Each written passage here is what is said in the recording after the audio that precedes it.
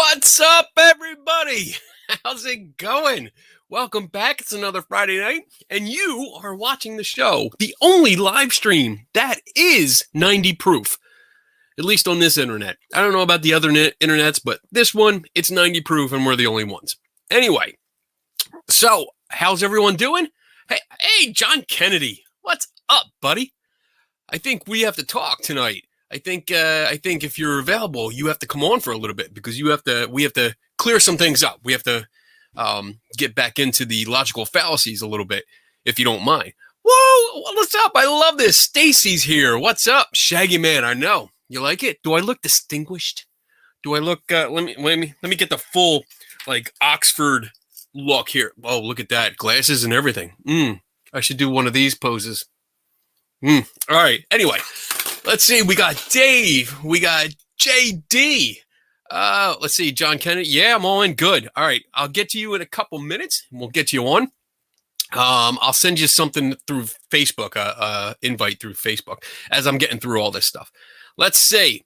Carol Love is here. Donna is here. Oh, Diane is here. Nice. Great to see everyone. I hope everyone's having a great Friday so far.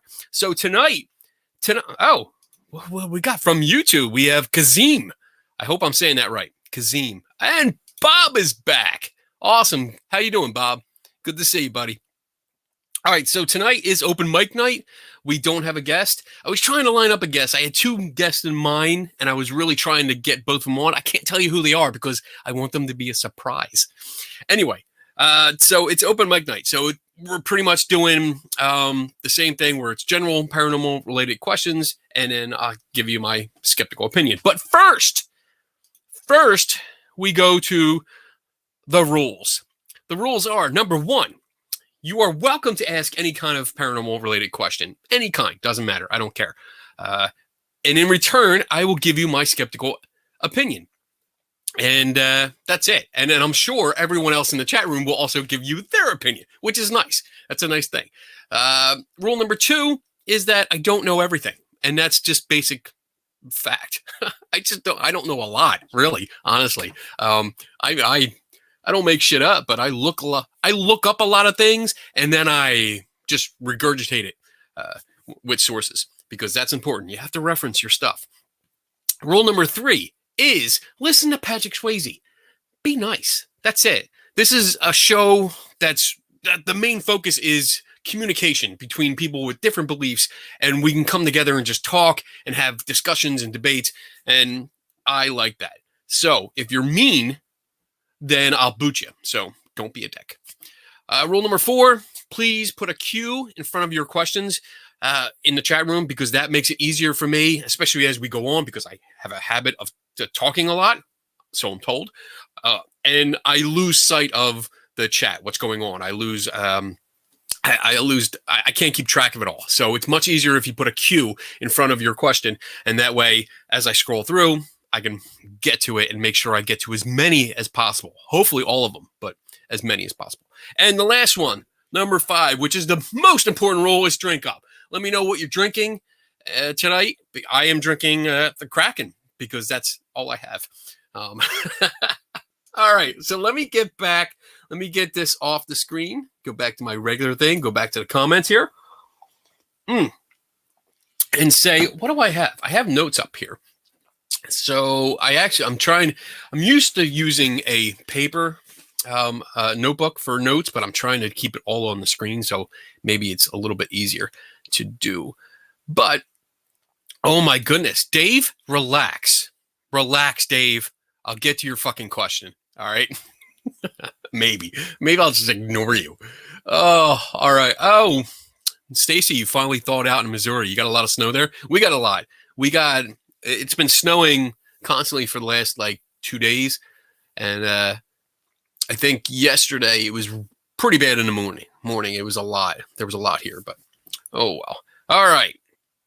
Hey, Chris, good to see you. Thanks for stopping in. All right. So if you guys have questions tonight, please feel free. Put them in the chat room. Again, it can cover everything from ghosts and hauntings and poltergeists to UFOs and Bigfoot. I can't promise that I know the answer to everything, but I have other screens here, so I can look it up. We can all learn something in real time and then discuss it. Because if you guys don't ask questions, this will be a very short show, which is okay because I can go back to drinking. So let me get back through these comments here. I'm seeing a lot. Drinking. What is that? Drinking on some stuff called juice? That's cool. All right, John, I'm going to send you a link. Let me see here. Let me find you on the Facebook, and I will send you a link, and then you can come on and we can talk about the logical fallacies, that this conversation that we started last week and then never got to finish. So let me see. Your name in. There you are. I see you. I'm sending the message to your mask-covered face, which is awesome.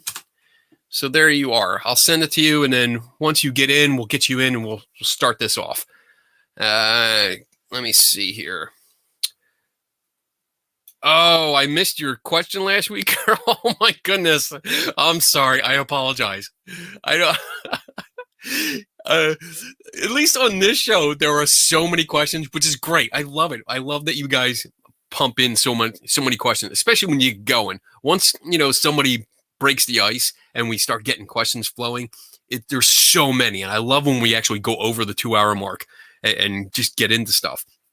Unless, of course, I really have to pee, and then going over the 2-hour mark gets dicey. I really need one of them stadium buddies under here. So never mind. Anyway, going on. Let's see. You missed my question too. I don't care, Tim Vickers. I can skip you. I'm gonna block you. Snow. Oh no. Emergency plumber came. Do Snoop. Oh wait, what's this? Iozun. I think you showed up last week. I think. Let's see. Do supernatural and paranormal mean the same thing? They seem to be interchangeable words. I agree. It really. I don't have. Let me see. We have right before I get John on, because I see John popped into the green room there. So let me see. Supernatural. Let's go with just your basic definition. Supernatural, not the TV show, although I do love it. I love that show. Definition. All right. So this says supernatural. Of a manifestation or event attributed to some force beyond scientific understanding or the laws of nature. And then we will switch over to paranormal. Paranormal definition. And that says denoting events or phenomena such as telekinesis or clairvoyance that are beyond the scope of normal scientific understanding. That's interesting. That definition actually gets into more, I would think, on the parapsychology side. Dave, I see you're in the chat room. You're welcome to weigh in on that. But generally, I think generally we just use the terms interchangeably, and paranormal is more of the buzzword than supernatural. Probably because of the TV show. I'm not sure. I'm really not sure. That's interesting though. All right, so let me get John in here. We can talk a little bit. Hey, John. Hey, how you doing, buddy? Good. How are you? Oh, not too bad. A little nervous. I'm not going to lie. A little nervous. Why? I'm more of a writer. I'm not a video kind of person. So. Oh, yeah. I get told frequently that I have a face for radio. So no worries, dude. All right. So last week we were talking about logical fallacies. It came up because of the poster behind me. Right. And the one that came up was special pleading. And you brought up the thing because I said special pleading is pretty much moving the goalposts, and they go together. And you commented saying, no, they're separate. And after you said that, I got to admit, I was like, what the fuck is this guy talking about? Let me see. I'm going to prove him wrong. And the more I looked into it, the more I realized that it depends on where you go to get your information. Both can be right. So explain your point of view. Okay. So I do want to start off. I don't know with everybody watching how much they know about logical fallacies and stuff, but the point of logical fallacies, or the point of logic reasoning, is to find ways to get to the truth without fallacies that may look true, but they're not. Um, So basically, logical fallacies they're flaws in logic. They're flaws in your reasoning. When you're trying to make an argument, you always want to stay focused on the topic at hand and not go off topic. But logical fallacies, there's a lot of them. Some of them try to throw out, like red herring is pretty much putting a topic out there that has nothing to do with your original topic, but it makes your opponent waste time talking about that other topic rather than the topic at hand. So they're flaws in your reasoning and logic, and a big flaw in your argument. So special pleading, how does that differentiate from moving the goalposts? Okay, so I'll start with special pleading. It's a little bit easier. So special pleading is where you lay out some kind of argument, and it's easy to do with like the God claim. So if we got the Big Bang and someone says, well, okay, well, somebody had to create the Big Bang, and that is their God or aliens or whatever. And I say, well, then who created that? And they would say, well, nobody created that. God or whatever is outside of space time. And hey, Donna, it becomes special pleading the moment where my argument has its own set of rules and it doesn't apply to yours. Another example, this is a little bit easier for me. If you go to a judge and you're arguing about your child was in a DUI, they were drinking and hit somebody, and you're like, well, judge, he's a nice person.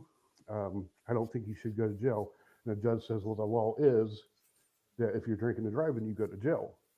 And you special plead by saying, well, my kid shouldn't do that, should go to jail. So yeah, because of some other thing, like he's a nice kid and he never did anything else wrong. So it's actually, before we keep going, can you do me a favor? Just move your microphone a little bit closer, because they're saying in the chat room you're coming across low. But yeah, I get it. Like special pleading in that case by itself is when you, like a good example is if somebody comes up and says, well, you know what, all of this, ghost hunting and all this pseudoscience stuff is just bullshit. But, except astrology. Astrology is okay. Right. So the rules that you put out there they apply to everything except what you think it shouldn't be. Right. So that's special pleading. Like I'm saying I'm pleading this special case because it's important to me. Right. Whereas moving the goalposts is, and I get this, moving the goalposts is more you're on one topic and you keep throwing out more and more reasons why that topic should be accepted, even when the original argument was satisfied. Right. Okay. And where it's different is more of with moving the goalpost, it's here's what we want you to prove.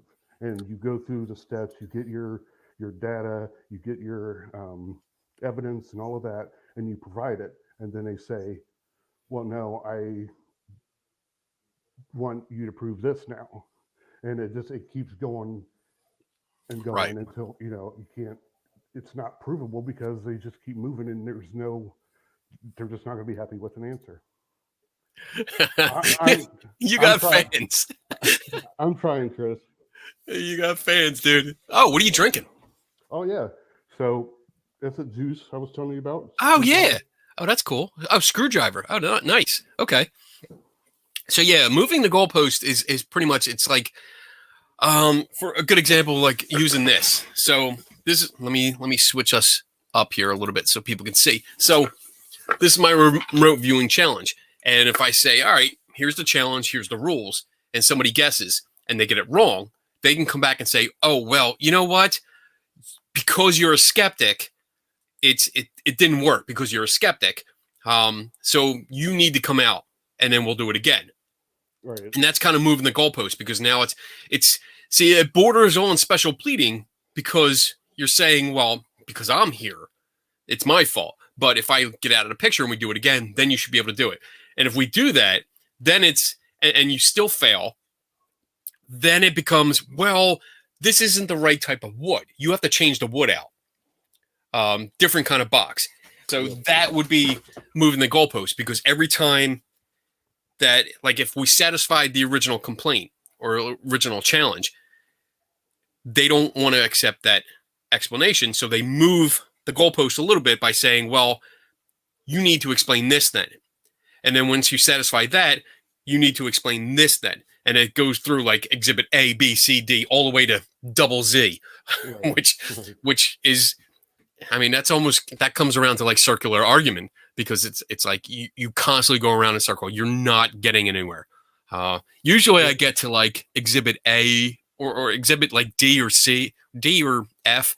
And then I'm like, I'm done. I'm done talking to you. We're done. Because in my head, I'm like, you're an asshole. I'm not going to talk to you anymore because you're wasting my time. But let me see here. I'm looking at some of the comments. We got Tim that says, I thought moving the goalpost is changing the required or agreed upon level of data evidence to support a claim once that level has been met. So yeah, it's pretty much, oh man, it's kind of hard to explain sometimes. Right, and when I talked to you last week when we were talking on Facebook, there is multiple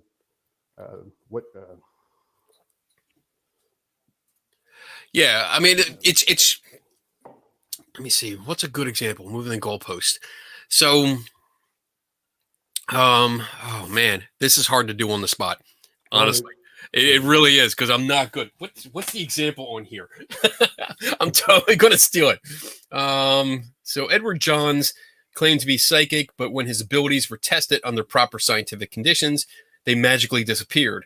Edward explained this by saying that one had to have faith in his abilities for them to work. So I guess it's just asking for more and more. Oh crap, I'm gonna fall. This is gonna fall. Hold on. Sorry, there's a chair that was gonna fall. So it's actually, I think it's like you give one example, and if it's explained, then you want to constantly add on to it. And one of the examples that I've used is, if somebody shows me and I just wrote about this, if somebody shows you a picture of a ghost, they think is a ghost, and they're all like, look, I got this photograph, I took this, that's totally a ghost. I see a ghost in there, boom.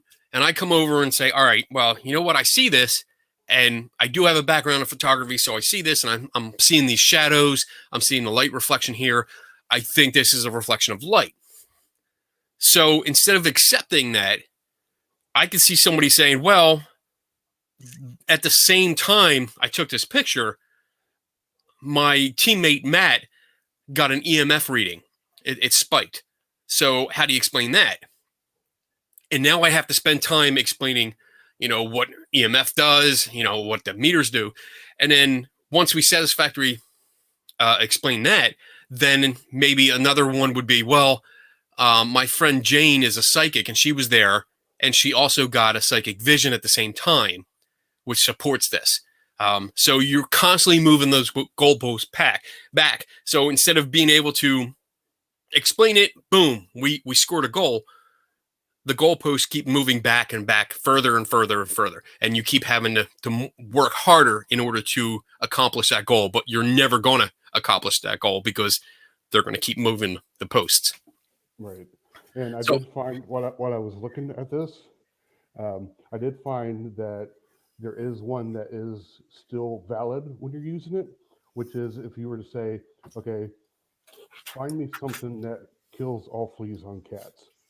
And somebody finds something that kills all fleas, but it's killing a cat too. So if you move the goalpost in a valid way, you say, okay, find me something that kills all fleas on a cat without killing the cat. And that is a logical, it's valid. It's not a fallacy anymore. Okay. All right. So I think we sufficiently explained both.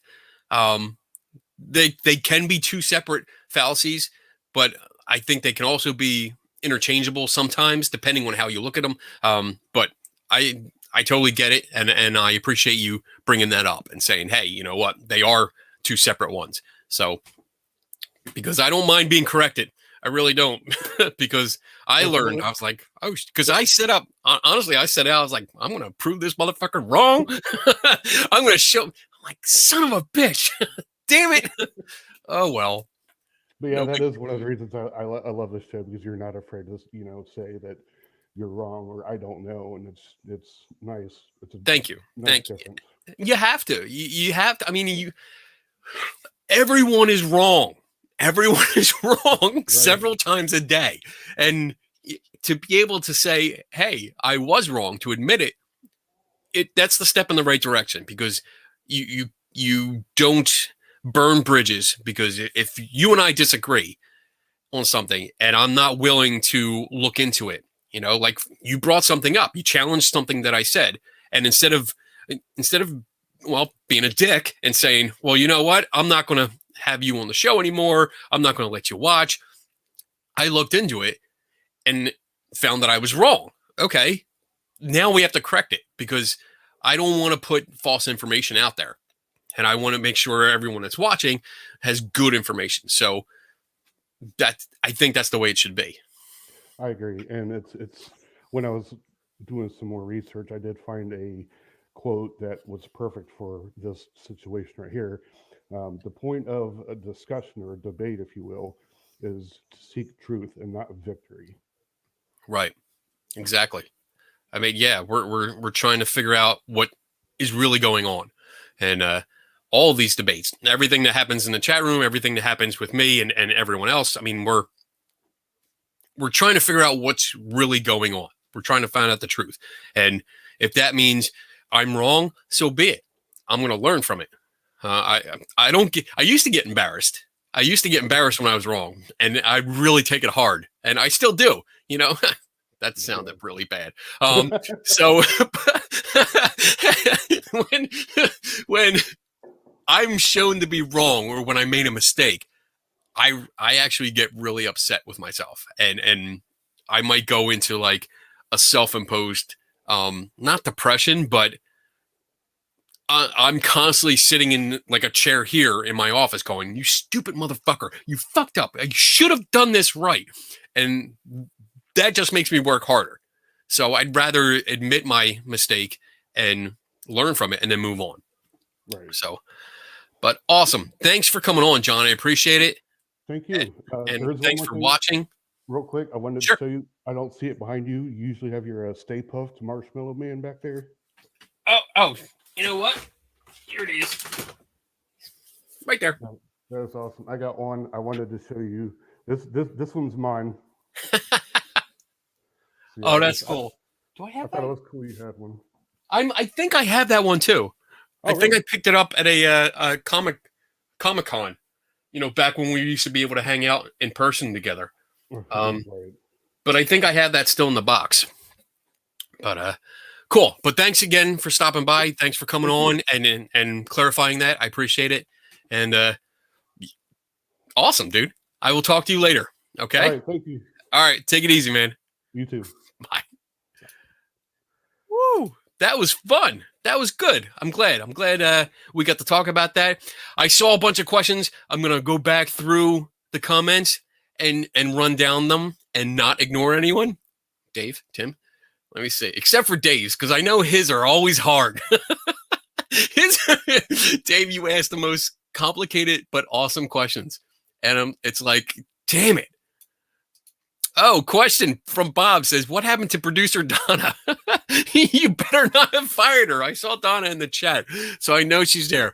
Donna's chilling, watching the show.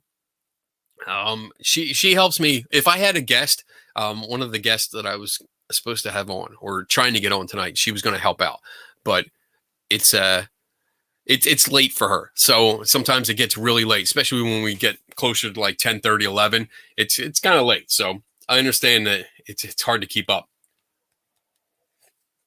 But no, I did not fire her. I did not. She took PTO with no P. Ew. All right. Oh, Stacy, you won't be here next weekend? I'm expecting a huge week work. Oh, that's unacceptable. You will be here next week. I will have none of this. All right. So let's see. Dave's question is, what is the difference between a psychic, medium, sensitive, and empathy? Well, empathy is like, that's just basically feeling, sharing the emotion of other people, right? Let me look it up. We're going to look it up. We're going to look up a lot tonight. This is fun. I like this. So empathy is defined as the ability to understand and share the feelings of others. So basically, if I can understand that you're feeling sad or confused or pissed off or butthurt, then I can understand that. And I recognize that and I can act accordingly, whether I'm feeling mean or compassionate. I can act accordingly. So sensitive, let's see, psychic and medium. So medium and psychic, as I understand it, and I'll look them up, but as I understand it, psychic is one that gets visions of other things that are happening, like more like precognition, and stuff like that. Seeing the future, seeing the past, stuff like that. Whereas a medium is the medium between the spirit world and the living. So they're in the middle. They act as the liaison between ghosts and the living. Both are bullshit. But I think that's let me see. Medium. Let's see. No, that's not. Let's see. Oh my goodness. Sometimes it's difficult when you do a search for medium and it's like, oh, large, small. No, that's not what I want. Difference. Let's see. Difference between psychic, because most people use them interchangeably. Let's see. Between psychic and medium. So, of course, a lot of these are, dictionary.com. Let's see. All right. Psychic. As an adjective, psychic means of or relating to human soul or mind, or something mental as opposed to physical or psychical. Psychical? Yeah, psychical. Something mental as opposed to, physical. I was right the first time. I can't read. It is also defined in psychology as pertaining to or noting. No, I don't want this. I want, there it is. Psychic can also mean sensitive to influences or forces of a non-physical or supernatural nature. So if someone or something is influenced by a mysterious force that's outside physical science or knowledge, it's a psychic influence. So I'm guessing that's like the universe gives you a message, or you see into the future, or you see into the past, or you have this premonition of something going on. I think that falls under the psychic stuff. Whereas medium, let's see. This means about halfway between extremes. So as a noun, medium has a few distinct meanings, including middle state or condition. Come on. However, similar to psychic, medium can also mean a person through whom the spirits of the dead are alleged to be able to contact the living. So I think that's the distinction between those three. Sensitive, I think I'm going to go with the idea that a sensitive is supposed to be like this merging of all of them. Instead of saying psychic medium, it's like I'm sensitive, so I can pick up the universe telling me like I should drink rum every Friday night. And I can also talk to spirits of the dead, or hear whispers or get kind of feelings or something like that. That's what I'm going with. I'm not going to try to look up sensitive because I have no idea what I'll come up with on Google. But I think that's the distinction that that's the distinction that I make between the four there. So I hope that satisfied your question. I'm not sure. So let me keep going. Let me move on. If I didn't answer it, then I'm sure you can follow up with another question. Let's see. Going through, looking for cues. Oh, wait. Eozune.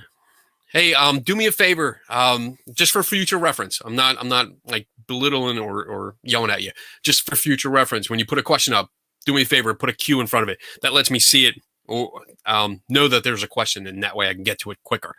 So he says, do ghost hunters believe that ghosts will someday be accepted by science? Or do they see ghosts as something that science will never accept? I think that depends on who you talk to. I think it goes either way. There are some ghost hunters and groups that believe that they have that philosophy that science hasn't caught up with it yet, but someday it will, and then they'll prove that the afterlife exists. Whereas there are some schools of thought where it's like, okay, no, ghosts are something beyond science, and they're never going to figure it out. They're never going to be able to figure it out because it's something it's just beyond science. So you have those two competing schools of thought where, I mean, for me, I use science as much as I can, and skepticism. Wow, something making noise when I did that. That was weird. Critical thinking, science, logic. I try to figure out what's going on, and so far in my experience, all of these, any kind of activity that can be tested and investigated, have turned out to be natural things. So we'll see. I'll keep looking, but I'm not hopeful. But I'm still excited about it. That's why I keep going out. Let's see. Hey, Dave, I saw where Kenny skipped your question. Terrible. Oh, Tim. Fuck you. All right. Let me keep going. I'm glad you're calm and relaxed, Dave. Oh, I'm trying to catch up here. I see a lot of discussion about the goalposts and other fallacies. That's awesome. Let me see. Dave says, does a pre-trial study registry with methods and stats analysis and p-values help eliminate the moving the goalposts? Wow. Oh, that's a big question. I think when we're talking about that, because logical fallacies often come up in discussion. This is from my experience. This is just my experience and my opinion of this. But logical fallacies usually come up in conversation, whether you're talking face to face or social media back and forth. That's where it comes up a lot. And I think when you have what you're talking about here, where you have all of this pretrial work, the study, the methods, the stats, everything's analyzed. You have all this working for you. It's eliminating. I think it's eliminating most because it's focused on one point. There is no the moving the goalpost fallacy would come afterwards when other people would comment on your paper. So if you get this work, you published your paper, it's out there. It focuses, of course, on the topic that it studied, but yes, you're going to have people afterwards discussing it, and that's where this might come up, where it's like, okay, well, you satisfied this problem. We had this problem. You gave an explanation. You satisfied that problem. So now it's explained, but what about this? What about this? What about this? And that's where you're moving the goalpost. I don't think you're ever going to eradicate it completely because there's always going to be somebody out there, mad, that just wants to bring up something else, wants to throw out some other idea, whether it's related or not, because that's something you have to look at too, because sometimes the points that come up that they bring up are completely unrelated to the original topic. And that just pisses me off. I hate when that happens. So I'm not, again, I hope I answered your question, Dave. I'm not sure if I did or not, but let's see. Bob says, wait, if everyone is wrong, are you wrong for saying everyone is wrong? Yes. Moving on. Everyone can be wrong, damn it. The trick is to admit it and say you're wrong. I mean, I even did recently, because I think I don't know if I said this before, brought it up, but I recently in the last couple, like 2 months, I joined TikTok and I've been on there. And it's a good way to waste a lot of time. I mean, that's the primary purpose of that app. But there's a lot of paranormal stuff on there and videos and stuff. And I've noticed that there's some people on there that I am well aware of that are giving commentary to videos and giving advice on paranormal stuff. And somebody posted a photograph from Waverly Hills in which they gave some commentary. And I jumped on it and I was like, oh, you know what? Let me look. Let me find that picture. I found a picture, but it was altered from the one that I saw on the TikTok video. And I made my own video and said, oh, look at this. This person made comments about this, but it looks like it was manipulated.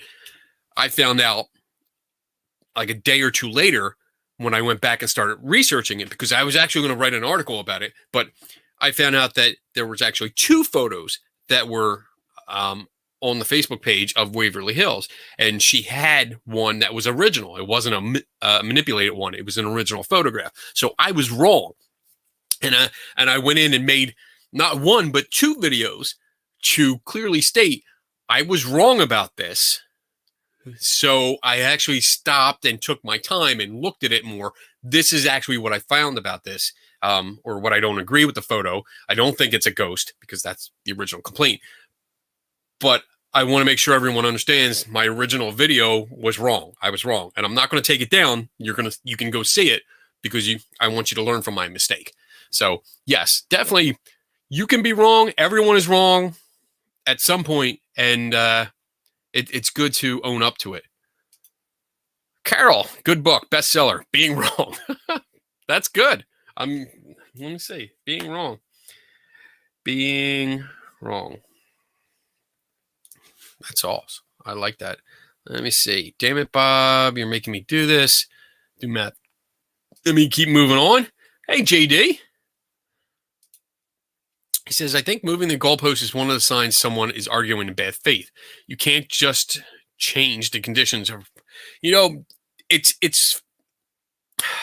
I wrote an article, I think 2 weeks ago. I had Russ Dobler on from Adventures in Poor Taste, the website, and he manages the Skeptic and Science portion of that site. And he had asked me, it actually came up during the show, he asked me to do a article based on this poster, which I did and put it out there. And it was really, really interesting, because I really got to dive deeper into these logical fallacies. And what I found when I really started thinking about it and looking back on all the different arguments and debates I've had, and when I say arguments, I don't mean like screaming at each other. I mean, we're arguing a point. When I see it, it's desperation. I think a lot of these are born from desperation. Most people don't consciously invoke these on purpose. They do so out of desperation, out of the almost like they're backed into a corner and they're looking for a way to get out of this, and stop the bad attention that's on them. Because especially when you see ghost hunters, I'm totally going to pick on them, but I've seen so many ghost hunters that they have this like the holy grail of a photograph or a video, and they're putting it out there. They have it on their website. They have it at conferences. They have it playing on a monitor that they set up on their table at the conference, and they're like, this is so fucking awesome. This is great. This is like it, man. This is it. And then some douchebag like me comes along and says, you know what? If you're open to it, I can offer an explanation for this. And sometimes I just explain it. Oftentimes when I can, I replicate it for them. And when you do that, even if you do it as polite as possible, you still embarrass the shit out. Why am I going blurry? What's going on? Camera, stop that. Even when you do that, you embarrass the shit out of them. You really do. You embarrass, especially if it's a team leader. And when I'm talking about a team leader, it's usually, sorry guys, but it's usually some guy that's in like his big vest with some patches and stuff, like all dressed in black, because black t-shirts are mandatory, and they're like that big authority figure, and they're important and stuff. And when you explain their photograph that they've been promoting for years, it's embarrassing in front of their team and other people that are watching. So you want to look for a way out. You want to look for, oh, how can I put this unwanted attention back on the person that's accusing me of, making a mistake? So things like moving the goalposts are an easy way to say, hey, well, we had this happen, so explain that. And then we get into other fallacies like burden of proof, which is, they're supposed to, if they're making the claim, they are supposed to provide sufficient evidence to support that claim. Not me. It's not my job. Yeah, I'm a skeptic, token skeptic. Wait, oh, there we go. Token skeptic, which, free plug. This is available on my Teespring site. Even though I'm the token skeptic, it's not my fucking job to explain your photo or video or magical equipment reading. It's not. I do so out of a courtesy, that because it interests me and I have a fascination with this stuff. So I do it because of that, not because it's my job to do it. It really is your job to do it. So I think that's where a lot of these logical fallacies come into play from your ghost hunters, your Bigfoot hunters, your UFO hunters and stuff, because they're not sure how to get out of this situation. So they fall back on it. Let me fix my awesome plaque there. All right. Good question, JD. Thank you. Let me see. What else do I have? Going down. Let's see. Ungodly Plug. I love that name. That's cool. Ungodly Plug says no person can know everything. Everyone is going to have different opinions to different things, and sometimes we end up being wrong. But it shouldn't matter that we are wrong, but what we, learn from it, And that's exactly right. I agree. I totally agree. All right. Let me see. I'm going through. It just jumped again. All my comments jump. I hate when it does that, because it's like I touch the scroll bar and all of a sudden, boom, it jumps right up and I lose where I am.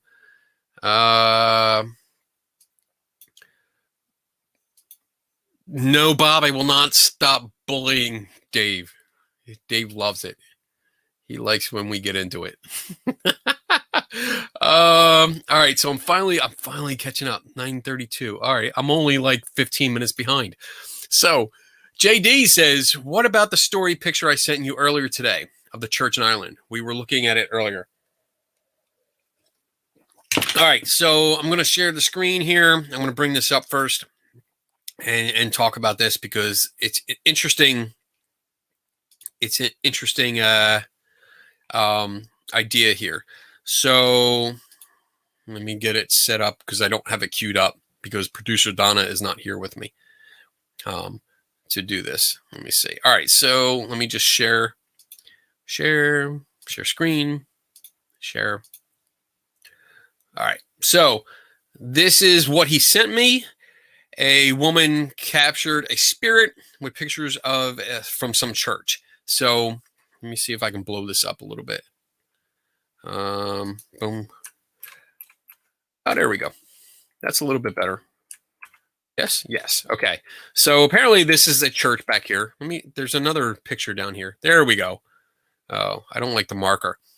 So they took a picture in the snow at night, and obviously there's a wall around it, and they get this image here that they claim is a ghost. The funny thing, the first thing I noticed about this, JD, is that there's two different pictures. So like this picture, not only does it have, the markings on it, but you see much more up here than you do here.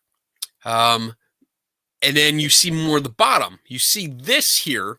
I don't know if you can see that in the you see my cursor going around. You see this bump that's covering the sidewalk. I'm pretty sure this is a side mirror, because when I did look up the picture, let me see. I got. Let me see. Here it is. So I looked up the picture. I actually found the church, the same church. This is the exact spot where the figure is supposed to be. And actually, when you look, this is one lane over here, and there's another driving lane where that person that took the picture would be standing. So I don't think they're standing in the street. I think they actually took it from their car, which means they weren't really paying attention. It was dark out, and let me see, go back to this. Oh, wait, where it is? There it is. I think this is actually a person, because we see that the shadow extends on the bottom here where their foot would be. And I think they were walking. I think this was a very low exposure, long exposure. I think they took it with their phone. They didn't have the flash on because they were inside the car. I'm seeing, when I compared this photo with the actual photo, the Google image, I was seeing a lot of different discrepancies, which almost look like reflections, which if they're inside of a car, you're going to have reflections off the window. So definitely think that that's what happened here. I think this is actually a person that was walking or running here, probably walking, since it's snowing out. I would love to see them fall on their ass, but I think this was actually a person that was just walking as they were driving by. So you got that motion blur from, well, not really motion blur. You got a motion blur from the person.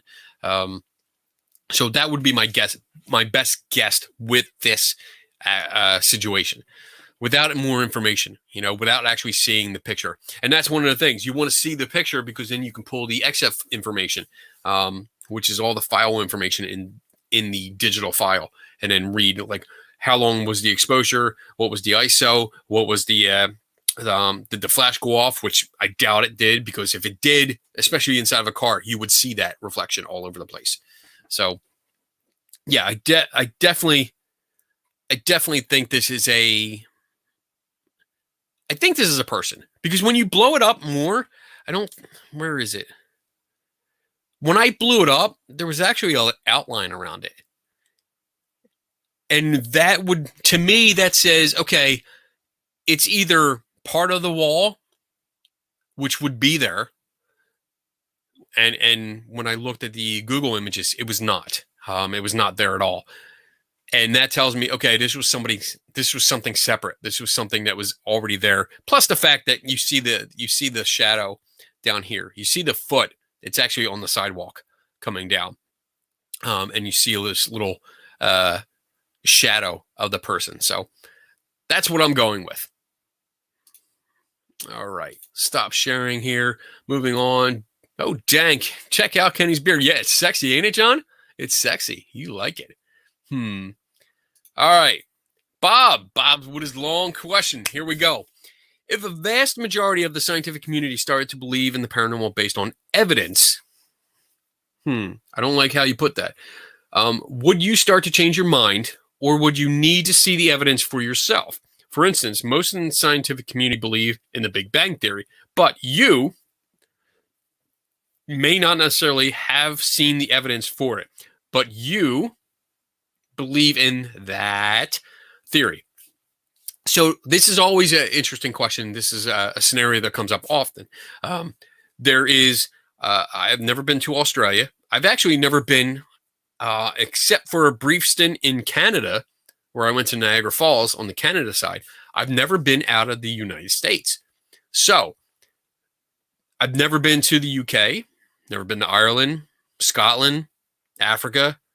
I've never been to Hawaii, but I'm going to accept the fact that they are there because other people have been there. I can see pictures. I can see stories and locations and video, all kinds of stuff from there. And there's very little reason not to believe that they don't exist.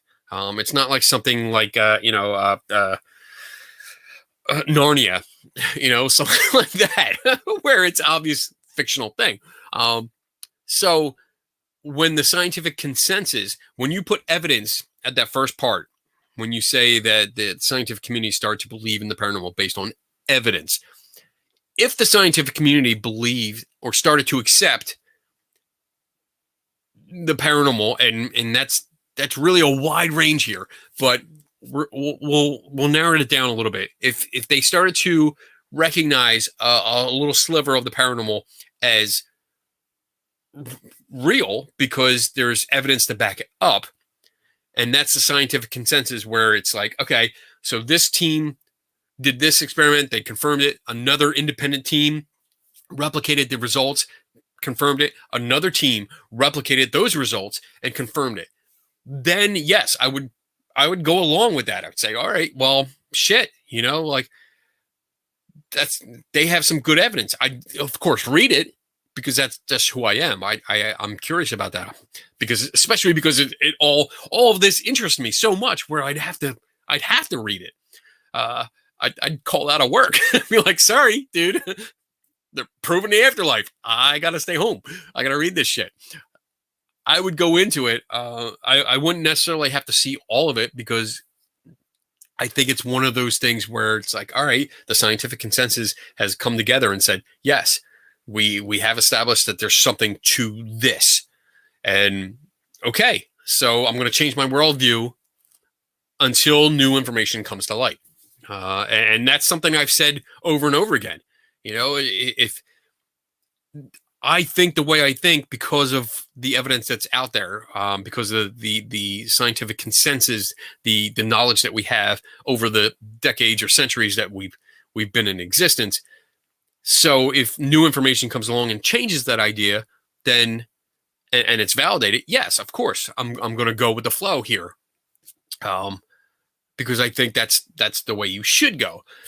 Again, I haven't seen an atom. I haven't seen. I've never seen. What else haven't I seen? I haven't seen protons, neutrons. I haven't seen any of that stuff. But science has tested it and says yes, it's there. So I'm going off of that information. Big Bang, yeah, I that's the prominent theory, and I haven't seen there. I wasn't there when it happened. It'd be cool, but I wasn't there for that. So yeah, I think that's where I would go. Did I answer your question? I hope so.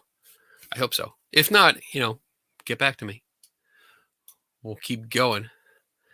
Oh, Dave's got some papers. I see it. Oh, I love when Dave starts putting links up because then it's like, oh, going down the rabbit hole of academia.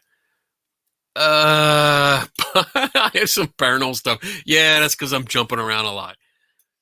All right. So we're going to keep going. What time is it? Oh, 53 minutes in. Almost time for my commercial. Pee break. Dun, dun. Let's see. Dave says, there is proof-oriented and process-oriented. There seems to be a statistical proof-oriented data. However, the process is not known, which is a real bitch for science and makes it hard to accept without process defined. Carol says, does anyone else find Kenny's sound starting a week ago harsh in some way? I turned volume down, but still harsh in my ears. Is it harsh? Maybe I should... I don't know if I can fix the I don't know which one makes my voice deeper. Maybe if I do this, does that make it deeper? Maybe it won't be so harsh. I haven't listened to myself in a while, so I don't know what it sounds like. So maybe I'll do that after the show today and see what happens. Or maybe it's your speakers. It could be your speakers. If your speakers are adjusted like a weird way where it's like a lot of treble and not a lot of bass, then I'm probably going to come across harsh. Or it might be because I'm getting excited about stuff. Like last week, I got really excited and was really slamming some people that I hate or don't hate. Hate is a bad word. Don't hate them. I just didn't like them a lot. I think Huff was brought up. All right. So let me keep going here. Dun, dun, dun, dun. No cues. Wait. John Kennedy. Yes. Question. So science needs models to test hypotheses. Do you know of any good model to test for ghosts? I do not. I honestly don't. Let me see. Let's see. Model to test for ghosts. I wonder if we can search that. Or if somebody else have answered that already. I don't think so. No. Okay. So let's see. Model, scientific model to test for ghosts. Science of ghosts. No, that's not what you want. That's not experimental limit of ghost diffraction. Ooh, Popper's thought. That looks interesting. I don't know of any. I'm not sure where to go with this question.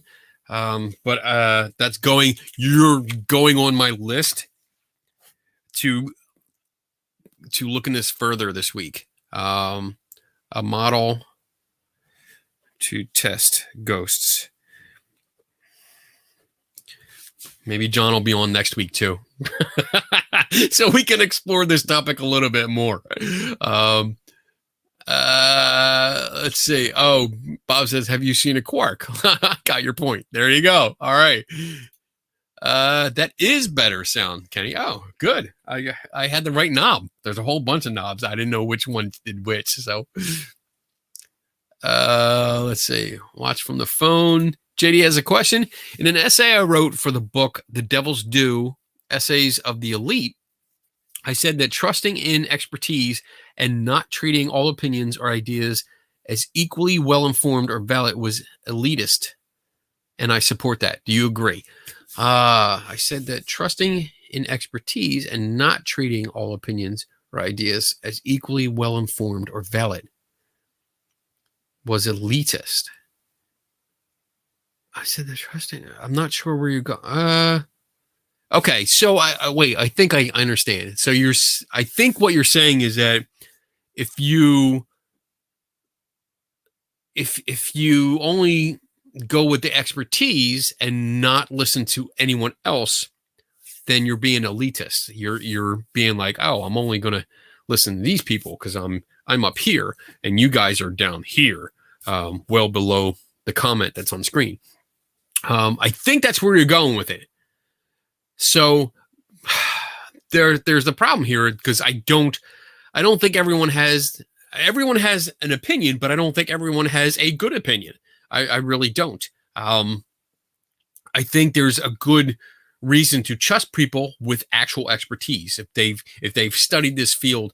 And when I say study this field, I don't mean ghost hunters or UFO hunters that have read stories in regional books, like over the years. They just read a lot of books and they listen to people's anecdotes.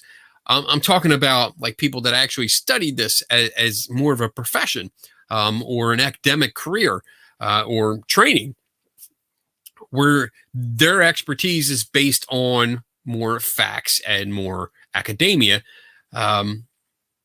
Yes, I'm going to listen to them more. I'm going to pay attention to them a little bit more than someone that comes off the street and says, "Hey, you know what? I'm a YouTuber and I just decided that I'm going to look into this. I'm going to look into physics and this is my opinion. I think everyone that's in physics is wrong." I'm going to listen to a physicist more than I'm going to listen to the YouTuber, because the physicist is a physicist. I mean, that's it. I would listen to a photographer or a video a professional or an audio engineer. I would listen to a carpenter over a non-carpenter. I would listen to a plumber instead of if it's a plumbing issue, I would listen to a plumber, an experienced plumber, rather than someone that a painter. Like there's definitely a difference between having expertise in something and not having expertise in something. Like I've developed, I don't consider myself an expert, but I have a lot of experience in certain things, and I can figure out mysteries. I can, figure out, I don't even know what the fuck I'm talking about anymore. Let me get back to your question. Let's say I said that trusting in expertise and not treating, I don't think it's elitist. I don't agree. Because not even experts can be wrong, because we're still people. We're still humans and we can still make mistakes. So sometimes it takes somebody else with a different perspective to speak up and say, well, wait, what about this? It doesn't happen all the time. But And again, I was still lean on experts in their fields rather than a non-expert, but I still listen to everyone's opinion when I can. Well, not everyone. That's a lie. I listen to most people's opinion. Some people I can't fucking stand, and I won't listen to their opinion no matter what. And that's just because I don't like them. So, Madhouse. So I don't think I agree with you on that, JD. I don't think it's elitist. Yeah, I don't think it is.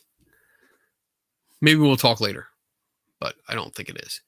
Let's see. Where is this? Going through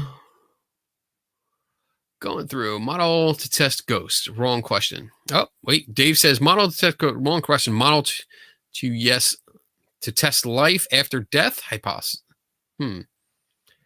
This might be a show topic, Dave. I think so. Stop with the typos, dipshit.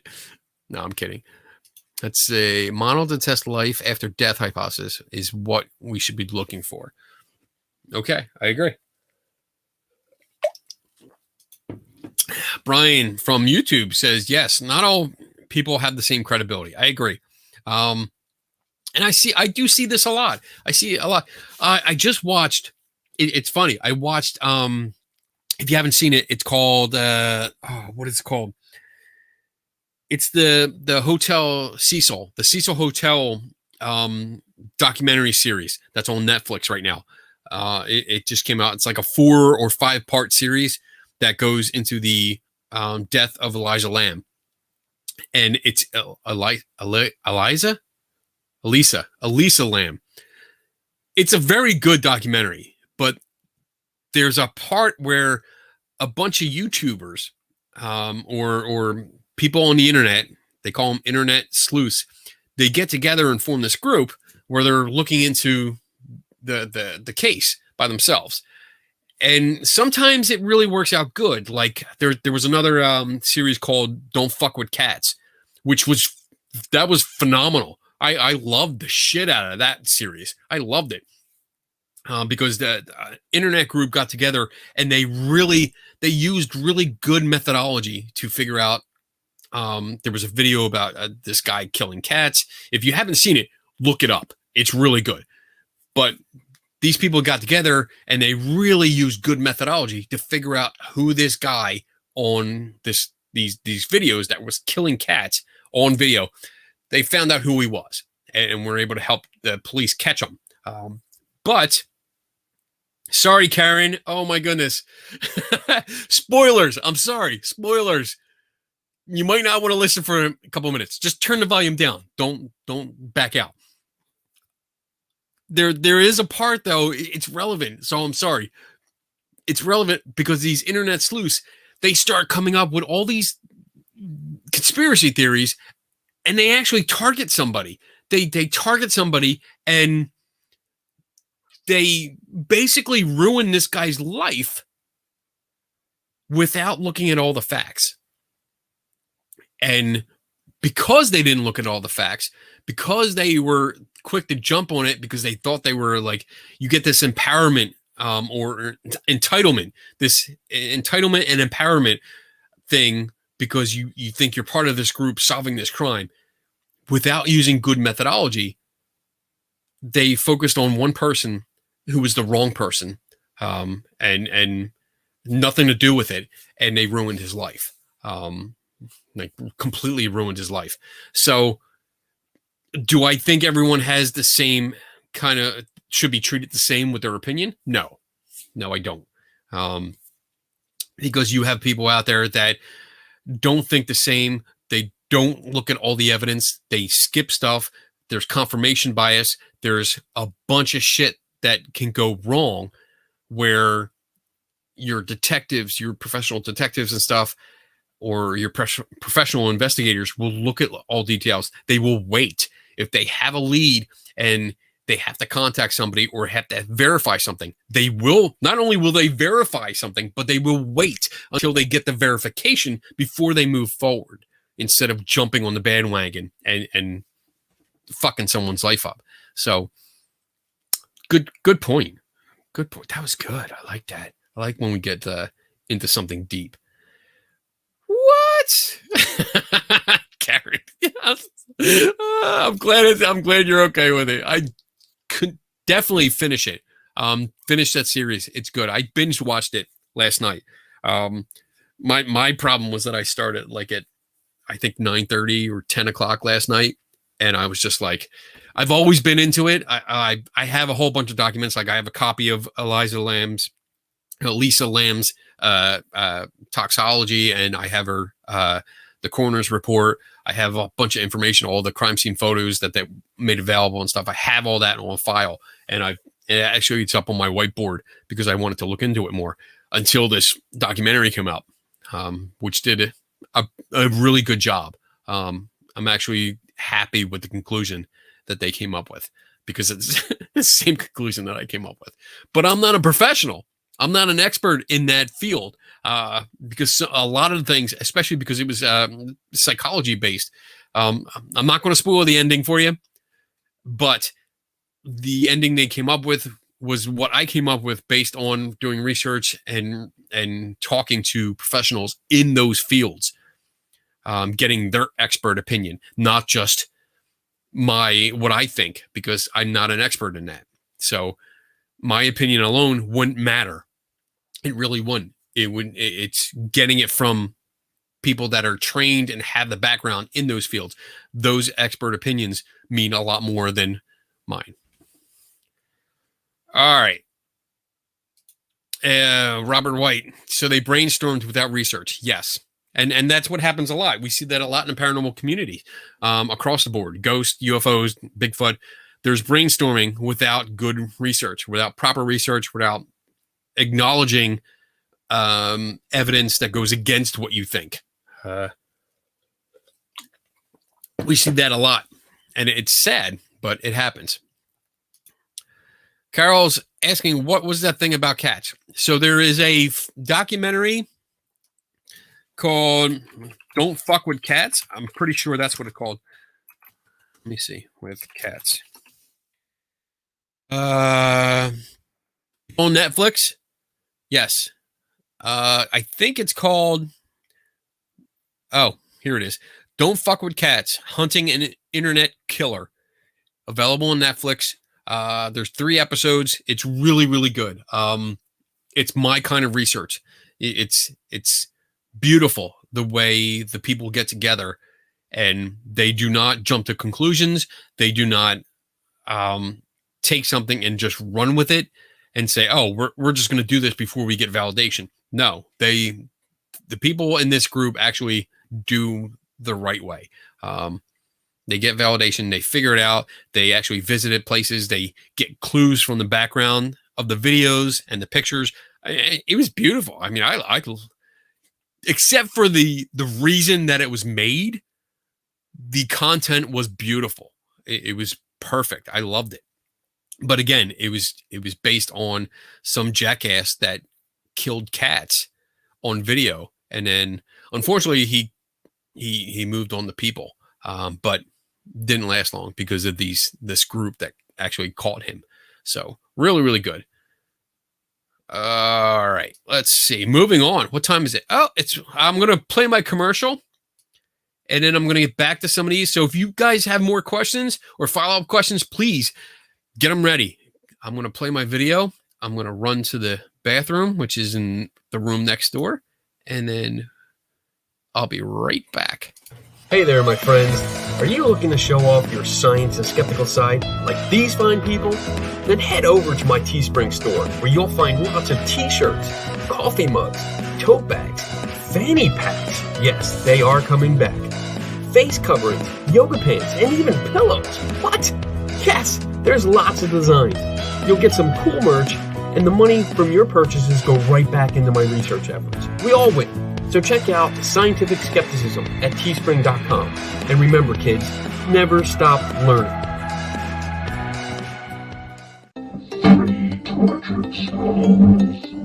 Are you tortured by what you see and hear about the paranormal field?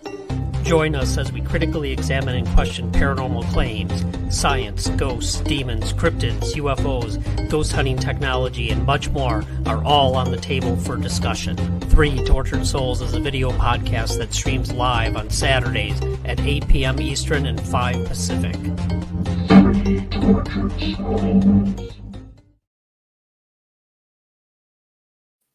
Woo! That was fun. That was good. Perfect timing. Like, I just had enough time to get back.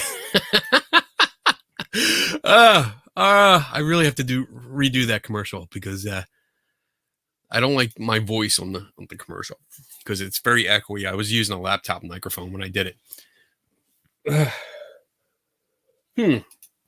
Let's see. JD says, from what little I've read, I am not an internet sleuth. Nothing mysterious or supernatural happened at the Cecil Hotel. It was a strange and tragic story, unusual, but not unexplained. Yes. I don't think I'm internet sleuth. Let's see. What is the definition of internet sleuth? It's, wait. That's not right. Definition. Let's see. That means a person who searches the internet for information about a company, both positive and negative, and keeps abreast of public opinion. All internet facilities are used, including the web, news groups, and chat rooms. So we are. We pretty much are.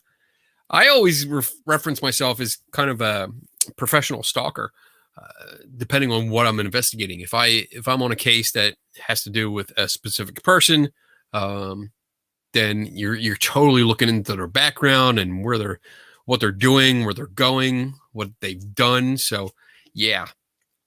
All right. So let me keep going on this. This is great. I appreciate you guys still hanging out. Still got a good crowd going. John Kennedy says, I cannot watch anything with animal abuse, so I haven't watched it. Yeah, it's pretty. It's not all graphic. I mean, there are a few shots which are probably a little hard to watch, but other than that, it's actually it really is good. It shows you what goes in. I mean, I can relate to a lot of what was shown on that program, and this is the Don't Fuck with Cats program. I could relate to a lot of that because a lot of what they did, I do on a daily basis. Looking at videos, looking at all the background stuff, like what is in the background going on, what kind of pictures, what kind of like cigarettes. I think that's one of the ways they found them is because he had a pack of cigarettes, and it was a brand that was not in the United States. It was outside the United States, so they could narrow it down. All of this, little things, little details, and pointing them out and figuring out what's going on with them. It was really well done. So, I mean, I get it. It's if you don't like animal cruelty, it'll upset you and piss you off, but the payoff at the end, worth it. All right, keep going here. Question, awesome. Keep the questions coming because we still have 45 minutes to go. Although I do have a few things to go over, so. Not a big deal. John Kennedy asks, the commercial says fanny packs are coming back. I need some proof of that. I've seen them. I've seen people wearing them. And I was like, what? And then when Teespring opened, because Teespring is where I go through, and I was just doing shirts with them. And then I guess the more you do, the more involved you become, the more they unlock. And other things came up. And fanny packs actually came up, and I was like, really? People are wearing them again? And I mean, I've actually seen people, like mostly runners, using them. So I don't know. Shut up, John. Just buy one. Oh, man.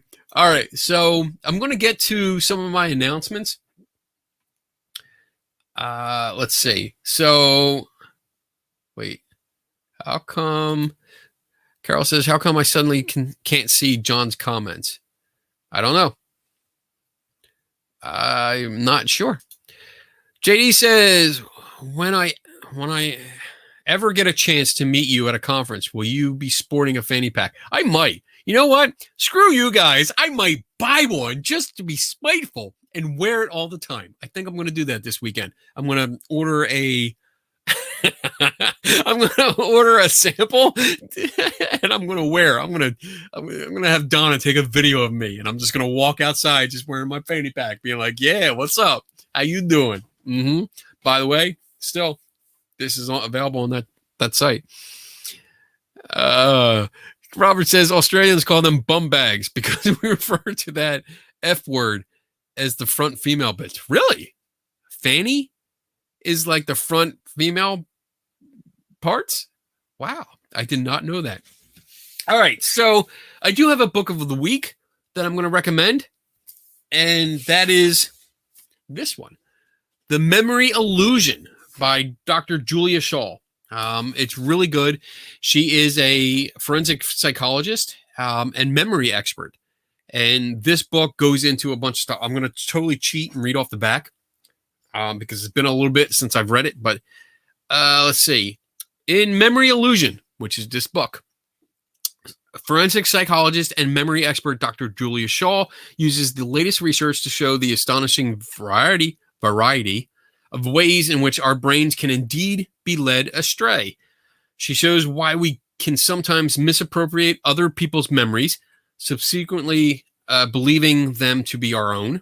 She explains how police officers can imprison an innocent man for life on the basis of many denials and just one confession. She demonstrates the way radically false memories can be deliberately implanted, leading people to believe that they had tea with Prince Charles or committed crimes that never happened. And she reveals how, in spite of all this, we can improve our memory through simple awareness of its fallibility. I've read this. It's a really good book. Definitely good. I don't know if it's available in the States. I actually had to go through a UK supplier to get this. So if you're interested, it's definitely worth it. I highly recommend it. I haven't been able to meet Julia yet, or Dr. Shaw, because it will be professional, but I'm hoping to, because it's really, really good. This goes up there with the Mastermind, the other book that I recommended, because it's I'm not going to get it out, but really good. Especially because we do talk about memory problems and how people can misremember and misappropriate memories, especially when you're in a group of people, a group of friends, and you've heard a story so many times. Over time, you appropriate that story as your own. And I've seen it done. I've seen it firsthand where people told stories, and it's like, dude, you weren't fucking there. What are you talking about? Like, why are you telling the story? You know, it's really weird. But she does present the research to back it up, and it's a very interesting read. So definitely, I highly recommend it. I see a question here. Let me see. JD says, speaking of your book of the week, what's your view on free will? What? How does that get in there? Where was the segue into that? Ugh. Free will? What's my view? It's free. Doesn't cost anything. I think it's just, yeah.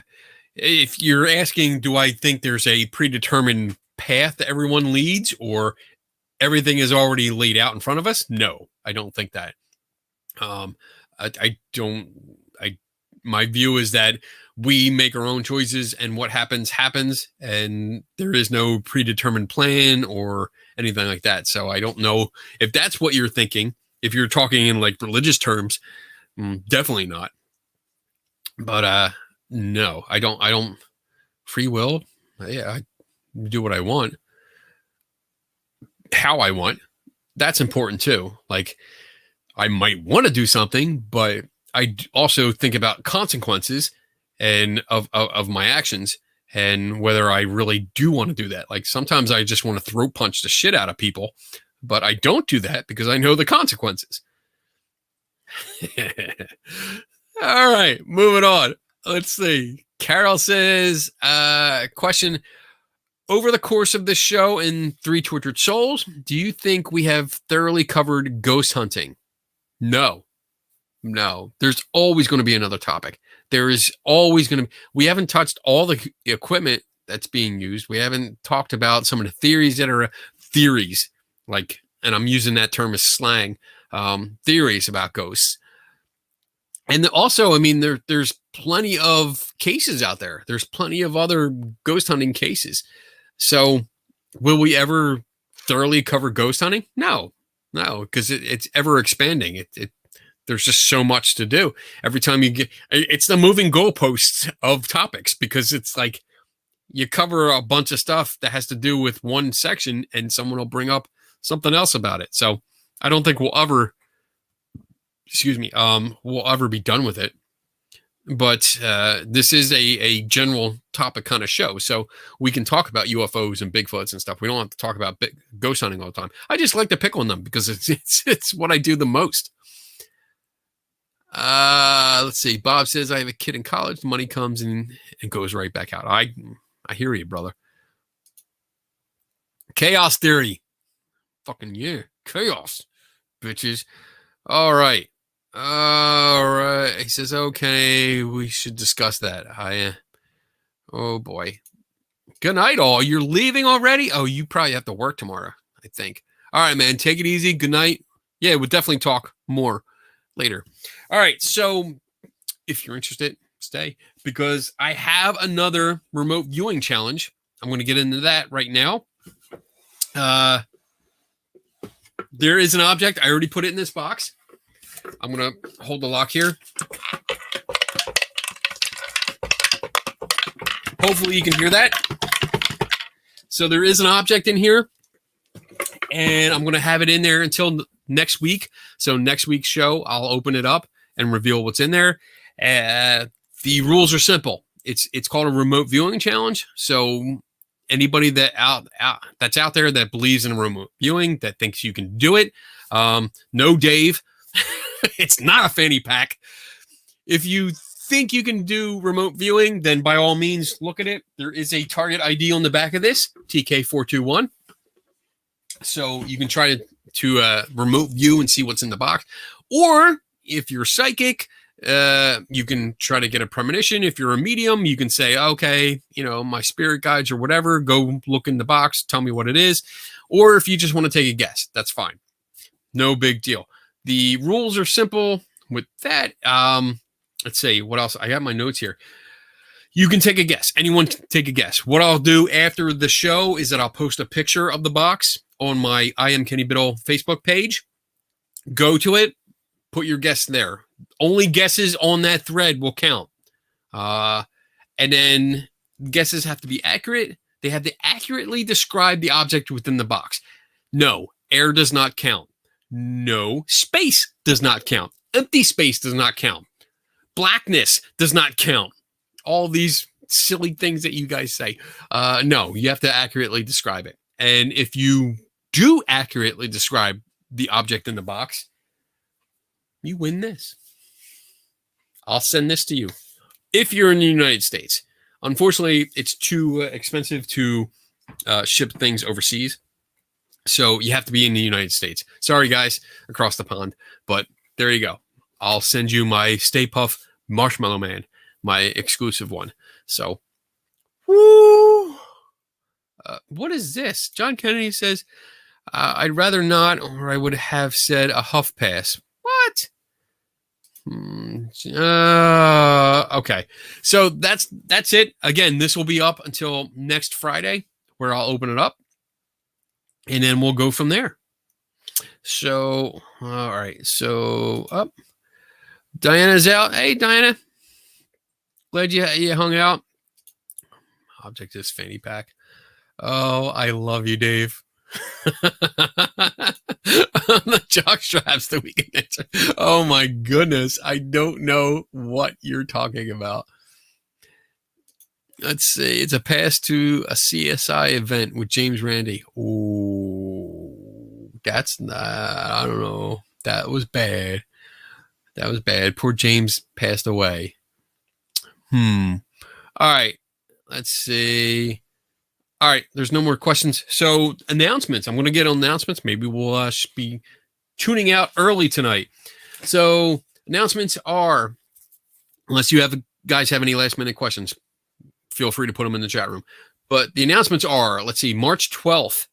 On this show, I'm going to have the guests of the Spooky Science Sisters. That's right. Megan and Paige from the podcast Spooky Science Sisters will be on the show. And they are fun. If you like podcasts about like science that takes on like fringe topics like this, ghosts and Bigfoot and other kind of mysteries like that, it's really cool. They're giggly. They're fun. They make jokes. They laugh a lot. I've been on their show once and we had a lot of fun. We actually talked about haunted locations, famous haunted locations, and it was just a lot of laughs. So I'm hoping that we have a good time. I'm pretty sure we're going to have a good time when they come on the show. That's going to be March 12th.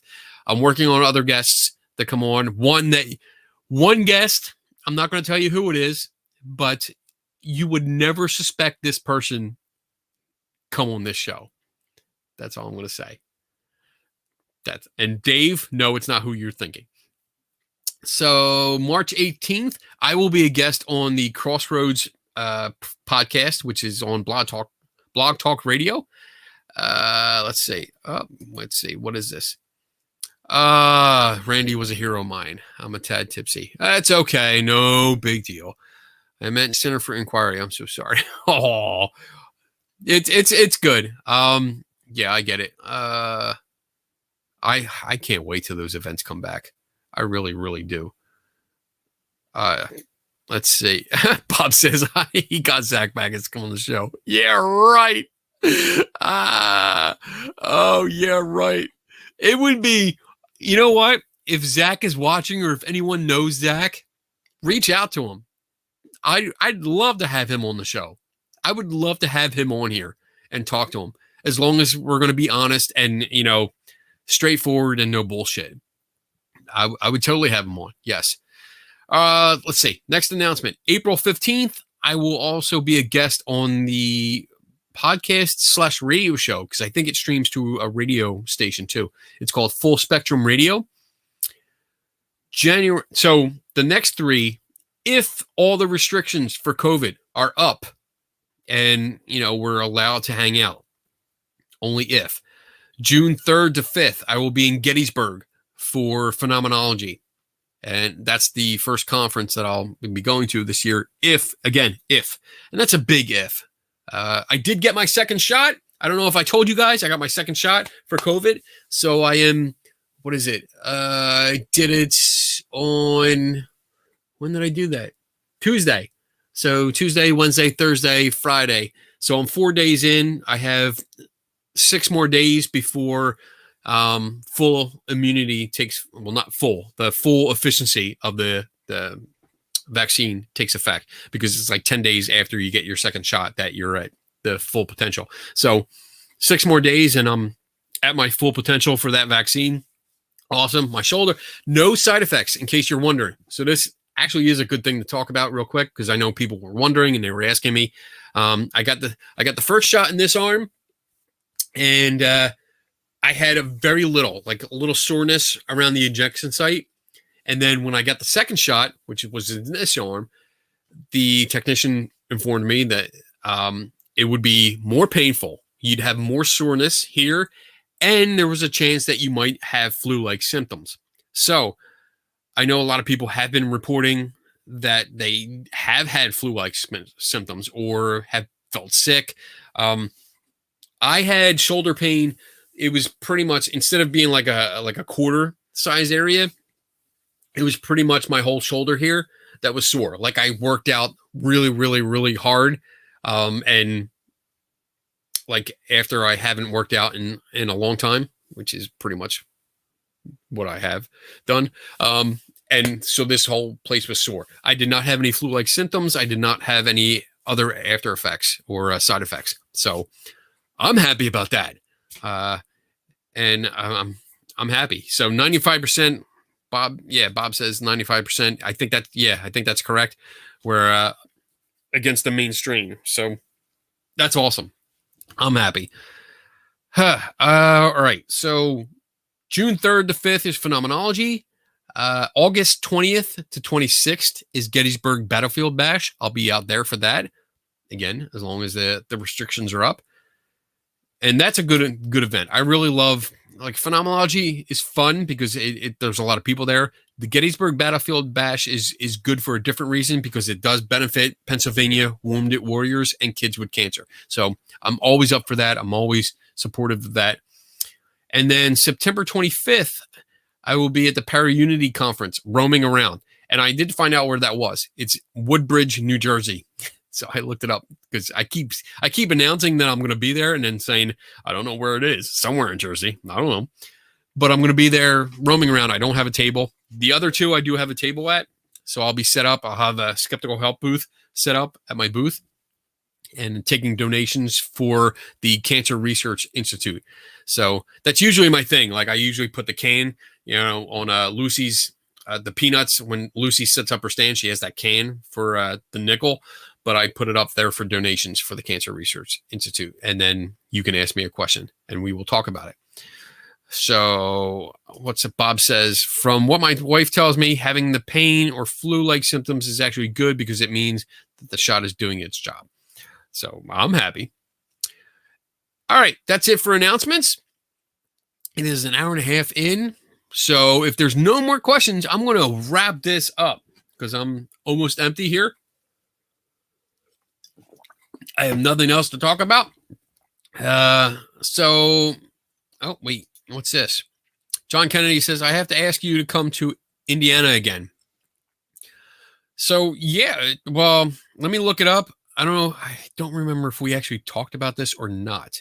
But, yeah, it depends on restrictions and what's going on because I still have to abide by the restrictions. I work in a hospital, so I need to make sure that I'm okay and I keep my family safe because they are the important things. They are my family is important, so I don't want to jeopardize them. So we will see. And with that said, yeah, we're going to get done a little early tonight. So thank you again for coming out. I hope you enjoyed the show. I really do. I hope it was worth it and you guys learned something I learned something, which is great. Next week, I don't know what I'm doing. I don't know. There'll be a show, but I don't know if I'm going to have a guest or not. I haven't figured that out yet. And I'm going to stop talking because I'm just rambling. Anyway, so have a good weekend. Be safe. And let's see. Where is it? Oh, there it is. Never stop learning. And I'll see you later.